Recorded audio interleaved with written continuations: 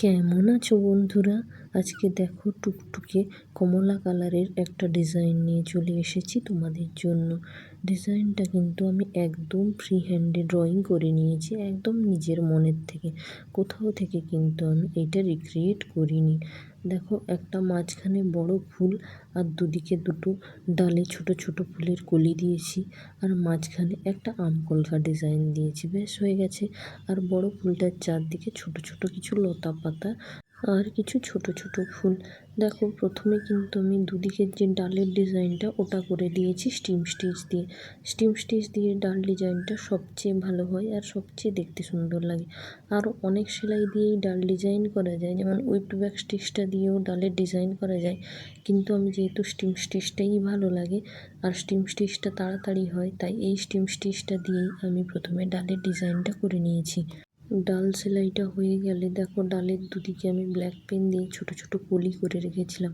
ওই যেভাবে আমি এঁকে রেখেছি ওভাবেই দেখো আমি ছোট ছোট ডেইজি স্টিচ দিয়ে ছোট ছোট কলি করে নিচ্ছি। কলিগুলো হয়ে গেলে কিন্তু আমি একটা ছোট্ট পাতা সেলাই করে নেব। ওই পাতাটা কিন্তু আমি ফিশবোন স্টিচ দিয়ে সেলাই করছি।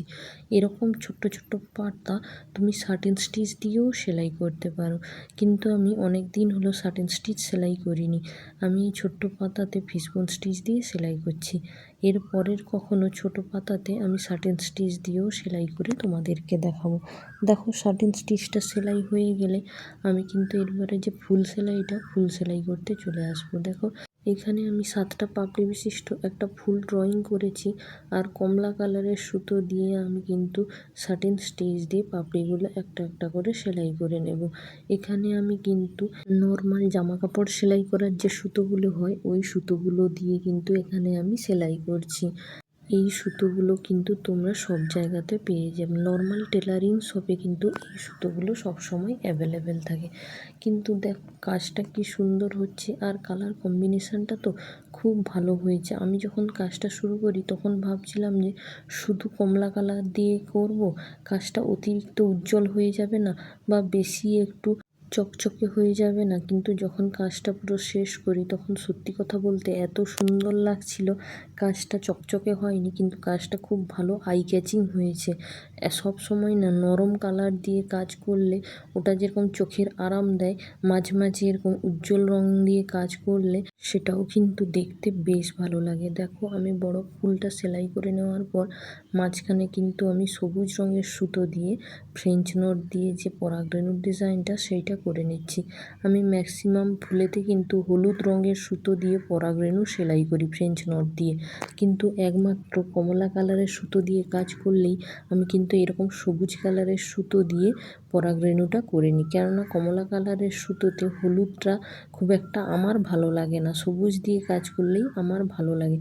এবার তোমাদের যদি কারো ইচ্ছে হয় যে কমলা কালারের সুতো দিয়ে ফুল করি, তার পরাগরেণুতে হলুদ কালারের সুতো দিয়ে ফ্রেঞ্চ নট দিয়ে আমি পরাগরেণু করব, তাহলে তোমরা করে দেখতেই পারো। যদি ভালো লাগে অবশ্যই ভালো, যদি না ভালো লাগে তাহলে খুলে দিয়ে অন্য কালার দিয়ে ট্রাই করতে পারো।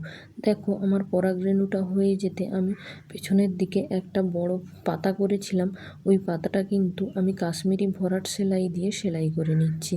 প্রত্যেকবারই আমি নতুন নতুন ডিজাইন তোমাদের সঙ্গে শেয়ার করি। তোমরা যদি নতুন কোনো ডিজাইন বা নতুন কোনো সেলাই দেখতে চাও তাহলে আমাকে অবশ্যই কমেন্ট করতে পারো। আগে কিন্তু আমি সপ্তাহে 2টো করে বড় ভিডিও দিতাম, কিন্তু এখন এত গরম পড়েছে যে কোনো কাজ করাই হয়ে উঠছে না। দুপুরবেলা যেন আগুন ছুটছে, কোনো কাজই করতে পারি না দুপুরবেলা। আগে আমি মেনলি দুপুরবেলাতেই কাজ করতাম, রেকর্ডিং করা বা সেলাই করা সবটাই আমি দুপুরবেলায় করি। আমার ছোট বাচ্চা আছে তো, বাচ্চা ঘুমিয়ে গেলে এই কাজগুলো আমি করি। কিন্তু এতটা গরম পড়েছে দুপুরবেলা হলে কোনো কাজই করতে পারি না, এত গরম কি করব বলো। এই জন্য এখন বড় ভিডিও আপলোড হতে প্রচুর দেরি হচ্ছে। যাই হোক দেখো পাতা সেলাইটা শেষ করে দিয়ে আমি যে ছোট্ট ডালের দুপাশে ছোট ছোট ফুলের ডিজাইন করে রেখেছিলাম, দেখো ফ্রেঞ্চ নট দিয়ে ছোট ছোট ফুলগুলো আমি সেলাই করে নিচ্ছি। এরকম ডালের দুপাশে ছোট ছোট ফ্রেঞ্চ নট দিয়ে সেলাই করলে কিন্তু অসম্ভব সুন্দর দেখতে লাগে, আর কালার কম্বিনেশান যদি ভালো হয় তাহলে তো আর কথাই নেই। দেখো কি সুন্দর। আজকে আমি ঠিক করেছিলাম পুরো একটা কালার দিয়েই কাজটা প্রায় করব, একটা বা দুটো কালার দিয়ে, কমলা আর সবুজ কালার দিয়েই, তাই জন্য আমি করেছি। আমি ভেবেছিলাম যে কমলার অন্য কোনো যে ভেরিয়েশন আছে, অন্য কোনো শেড আছে সেটা ব্যবহার করব। যদি না ভালো লাগে একটাই কালার দিয়ে পুরো ডিজাইনটা করলে, যদি হিজিবিজি লাগে বা চকচকে লাগে, কিন্তু পরে ভাবলাম যে না, আজকে পুরো কাজটা আমি দুটো কালারের সুতো দিয়েই করব, সবুজ আর কমলা। এখানে আমি সবুজের দুটো শেড ব্যবহার করেছি ঠিকই, কিন্তু কমলা কালারের একটাই শেড ব্যবহার করেছি, ডিপ কমলা কালার যেটা সেটাই ব্যবহার করেছি।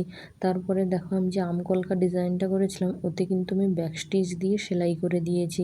তারপরে আমকলকা ডিজাইনের সাইডে সাইডে আমি ছোট ছোট ডিজাইন করেছি, ওইটাও কিন্তু আমি ব্যাক স্টিচ দিয়ে দেখো একটা একটা ফোড় তুলে সেলাই করে দিচ্ছি। এই ব্যাক স্টিচ দিয়ে ছোট ছোট ফোড় দিয়ে সেলাই করতে সবচেয়ে বেশি সময় লেগেছে, আর সবচেয়ে বেশি সময় লেগেছে এডিট করতেও।